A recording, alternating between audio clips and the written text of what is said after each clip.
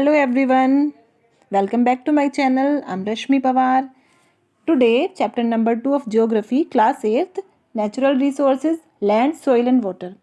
तो इस चैप्टर में हम बात करने वाले हैं लैंड के बारे में, सोइल के बारे में एंड वाटर के बारे में।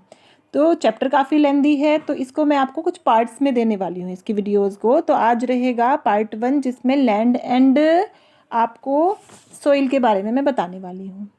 स्टार्ट करने से पहले अगर आपने मेरे चैनल को सब्सक्राइब नहीं किया है तो कर लीजिए एंड बेल बटन को प्रेस कर दीजिए ताकि नोटिफिकेशंस आपको मिलते रहें। Okay, so let's start.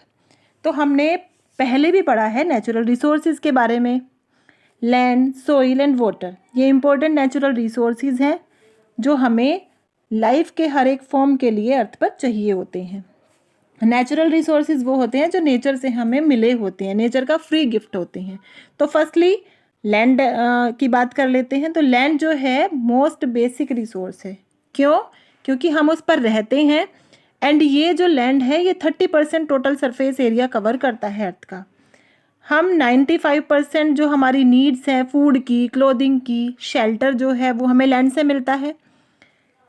फिर भी सारी की सारी लैंड सुटेबल नहीं है ह्यूमन हैबिटेशन के लिए, ह्यूमन के आवास के लिए, उसके रहने के लिए सारी लैंड सुटेबल नहीं है। 90% जो वर्ल्ड पॉपुलेशन है वो केवल 30% लैंड एरिया यूज़ करती है, क्योंकि हार्श क्लाइमेटिक कंडीशंस होती हैं कुछ जगहों पर, अनफ्रेंडली रिलीफ फीचर्स होते हैं जैसे कि माउंटेन्स हो गए, बहुत ऊंचाई पर नहीं रहा जा सकता है ना। तो रिमेनिंग लैंड जो है वो या बहुत वहाँ पर या तो बहुत ही कम लोग रहते हैं या बिल्कुल नहीं रहते। कुछ एरिया ऐसे होते हैं जहाँ पर रहना पॉसिबल ही नहीं होता। तो लैंड यूज़ कैसे होता है? लैंड यूज़ किया जाता है अलग अलग पर्पजेस के लिए, जैसे कि क्रॉप कल्टीवेशन हो गया, एनिमल्स को चराना, माइनिंग करना, खान वाला जो काम है, खान से माइनिंग से निकालना मिनरल्स वगैरह, रोड कंस्ट्रक्शंस, हाउसेस और दूसरी बिल्डिंग्स वगैरह बनाना, इंडस्ट्री सेटअप करना, यहाँ पर लैंड यूज़ होता है। तो इस तरह से लैंड को यूटिलाइज करना कहलाता है लैंड यूज़, जो डिपेंड करता है अलग अलग फिजिकल, इकोनॉमिक और ह्यूमन फैक्टर्स पर। तो इनमें से कुछ फैक्टर क्या है? सोइल हो गई, लैंड टेन्योर हो गया, क्लाइमेट और टेक्निकल नॉलेज हो गई लोगों की। तो ये कुछ फैक्टर्स हैं। तो इंटरेक्शन, ये जो फैक्टर्स का इन सभी का जो इंटरेक्शन होगा उसकी वजह से लैंड अलग अलग टाइप्स में यूज़ होती है। तो यहाँ पर हम एक कंपैरिजन देख लेते हैं लैंड यूज़ जो दुनिया में होता है उसका। जो डेवलप्ड कंट्रीज़ हैं वेस्ट की वो ज़्यादा यूज़ कर रही हैं लैंड का कंपैरिजन में एशिया एंड अफ्रीका के, क्योंकि उनके पास बेस्ट अवेलेबल टेक्नोलॉजी उन लोगों के पास है कि वो लैंड का ज़्यादा से ज़्यादा पॉसिबल यूज़ कर सकते हैं। कुछ एशियन और अफ्रीकन कंट्रीज़ में जो अर्बनाइजेशन बढ़ रहा है, पॉपुलेशन की डेंसिटी बढ़ रही है, फॉरेस्ट कट हो रहे हैं, माउंटेन्स कट किए जा रहे हैं माइनिंग के लिए, और इरिगेशन बहुत ज़्यादा की जा रही है, केमिकल फर्टिलाइजर्स, पेस्टिसाइड्स ज़्यादा यूज़ की जा रहे हैं। और इससे क्या होता है? लैंड की प्रोडक्टिविटी कैसी हो जाती है? डिक्रीज़ हो जाती है। हमें पता है कि लैंड हर जगह पर अनइवन है, ये तो सबको पता है कि लैंड हर जगह पर एक जैसी नहीं होती। तो हम इसको कितनी कैटेगरीज में डिवाइड करते हैं? इसको 3 कैटेगरीज में डिवाइड करते हैं। माउंटेन्स है, प्लेट्यूज एंड प्लेन्स, ठीक है, ये सबको पता है। तो इन फीचर्स को अंडरस्टैंड करने के बाद ये रिसोर्सेज को यूज़ करने का सेंसिबल तरीका हमें पता रहता है। माउंटेन्स क्या होते हैं? माउंटेन्स जो बहुत ऊंचाई वाले रीजन्स होते हैं अर्थ के सरफेस के ऊपर, वो कहलाते हैं माउंटेन्स। तो सभी मेजर कॉन्टिनेंट्स जो हैं वो ज़्यादातर उनके पास माउंटेन रेंजेस होती हैं, बहुत ऊंची ऊंची। तो दुनिया के जो ऊंचे पहाड़ हैं, जो माउंटेन्स हैं, वहाँ पर यूजफुल फॉरेस्ट होते हैं, और ये फॉरेस्ट साथ साथ वाइल्ड लाइफ वेराइटीज़ के होम भी होते हैं। वहाँ पर जो जंगली जीवन होता है, वन्य जीवन होता है, वहाँ पर बहुत सारी वैरायटी पाई जाती है, तो वो भी वहाँ पर रहते हैं। तो इससे हमें साथ साथ मिलता है कुछ यूज़फुल प्रोडक्ट्स। क्या क्या मिल जाते हैं? स्पाइसेस मिलते हैं, मसाले एंड जड़ी बूटियाँ, मेडिसिनल हर्ब्स जो हैं वो वहाँ से मिलती हैं। साथ साथ जो माउंटेन्स हैं वहाँ से काफ़ी सारी नदियाँ निकलती हैं, एज यू नो, और ये नदियाँ पेरेनियल रिवर्स होती हैं, मीन्स कि यहाँ पर पूरे साल पानी इन नदियों में जाता रहता है। तो ये रिवर्स हमें प्रोवाइड कराती हैं फ्रेश वाटर एंड साथ साथ हेल्प भी करती हैं सॉइल फॉर्मेशन में, मिट्टी के निर्माण में। तो ये रिवर्स जो है कॉन्टिन्यूसली इनको कहाँ से पानी मिल जाता है? जो स्नो है माउंटेन पीक्स पर वो मेल्ट होता रहता है, तो ये वहाँ से पानी इनको मिलता रहता है। नेक्स्ट कैटेगरी आती है लैंड की, प्लेट्यूज। प्लेट्यूज क्या होते हैं? ऊंचा उठा हुआ जो टेबल लैंड होता है उसको बोलते हैं। जो अनइवन सरफेस होता है वो होता है प्लेट्यूज। ये ऊंचे तो होते हैं लेकिन फ्लैट पर जा कर के टॉप पर जा कर ये फ्लैट हो जाते हैं। तो 45% जो है अर्थ की सरफेस का वो प्लेट्यूज से ही कवर्ड है। ये प्लेट्यूज स्टोर हाउस है किसका? मिनरल्स का। यहाँ से बहुत सारे मिनरल्स मिलते हैं, माइनिंग एक्टिविटीज़ करी जाती है और उनसे रिलेटेड इंडस्ट्रीज़ मोस्ट कॉमन होती हैं इन एरियाज़ में। एग्रीकल्चर एक्टिविटी तो बहुत कम पॉसिबल होती है, जो लो होते हैं प्लेट्यूज, कम ऊंचाई वाले, वहाँ पर ही पॉसिबल हो पाती है। तो काफ़ी जो ऊंचे प्लेट्यूज हैं वहाँ पर या तो डेजर्ट पाए जाते हैं या फिर वहाँ पर कैटल ग्रेजिंग ही होती है। कैटल ग्रेजिंग के लिए ही वो सुटेबल होते हैं। कैटल ग्रेजिंग मतलब पशुओं को चराना। नेक्स्ट कैटेगरी आती है प्लेन्स की। जो निचला ऑल्टीट्यूड होता है, जो काफ़ी नीचे वाले एरिया में होता है, ऊंचाई कम हो जहाँ पर, वो फर्टाइल रीजन्स कहलाते हैं plains. Low altitude fertile regions are called plains. ये ह्यूमन हैबिटेशन के लिए बहुत अच्छे माने जाते हैं क्योंकि ये काफ़ी बड़े होते हैं एंड फ्लैट होते हैं। ह्यूमन हैबिटेशन मतलब जहाँ पर इंसान रह सकता है। इनका यहाँ पर जो मिट्टी होती है प्लेन्स में वो रिच एल्यूवियल सॉइल होती है और उसको नदियाँ अपने साथ लेकर के आती हैं। तो मोस्ट एग्रीकल्चर एक्टिविटीज़ इस वजह से यहाँ पर हो पाती हैं।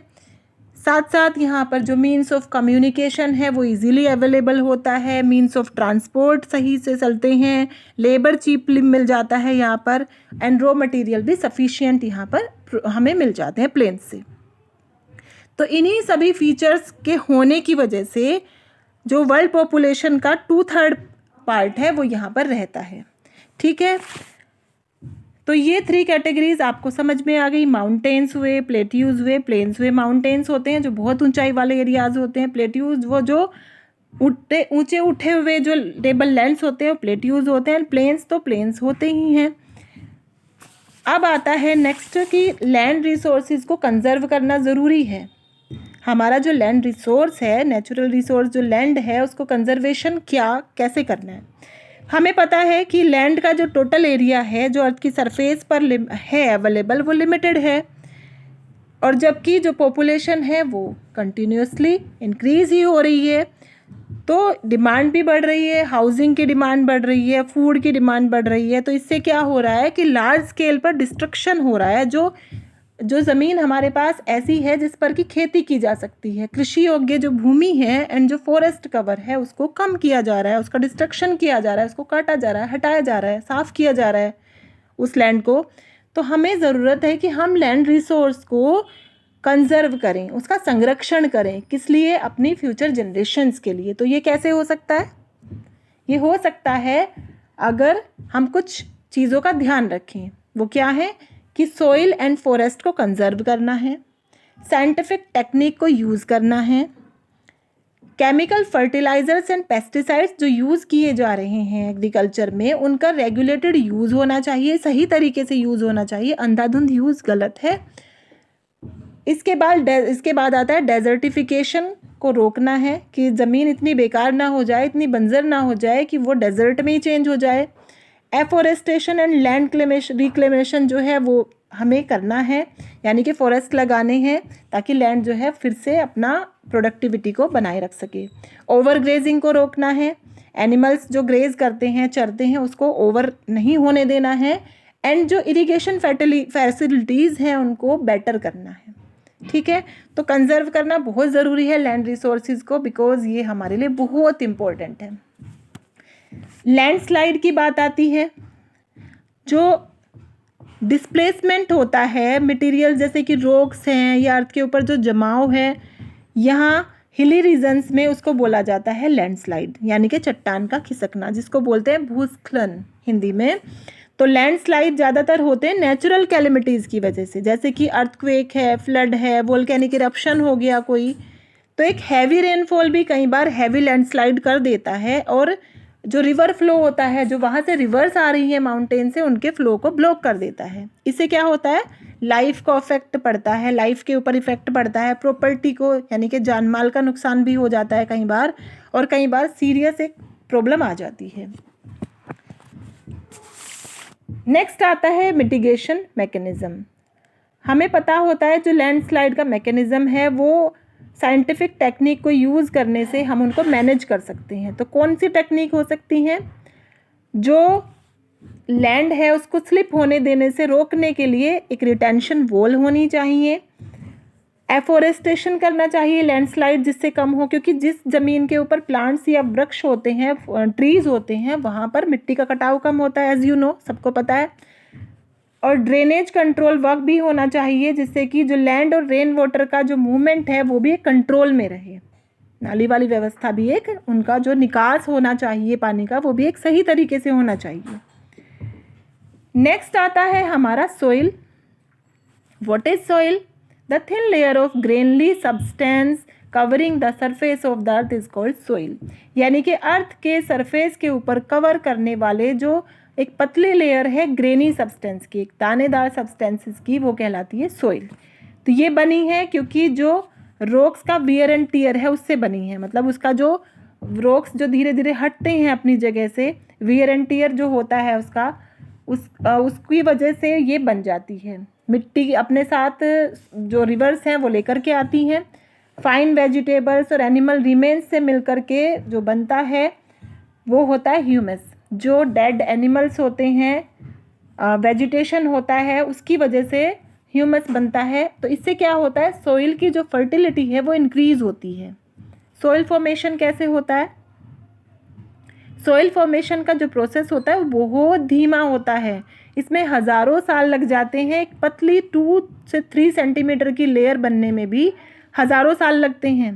सोइल बनती है कुछ स्पेसिफिक नेचुरल कंडीशन के अंडर, और जो सोइल की क्वालिटी होती है वो region to region, area to area differ कर जाती है, अलग अलग होती है। इसका कलर अलग होता है, इसका टेक्सचर अलग होता है, इसकी फर्टिलिटी अलग होती है। तो मेजर फैक्टर जो कंट्रीब्यूट करता है सोइल की फॉर्मेशन में वो है पेरेंट रॉक का जो नेचर है एंड क्लाइमेटिक फैक्टर्स। लेकिन दूसरे कुछ फैक्टर्स भी हैं जो एक इम्पोर्टेंट रोल प्ले करते हैं, जैसे कि क्लाइमेटिक कंडीशन हो गई, पेरेंट रॉक मटेरियल हो गया, रिलीफ फीचर्स हो गई, ह्यूमस हो गया, टाइम पीरियड कितना लगा उसमें, ये सब।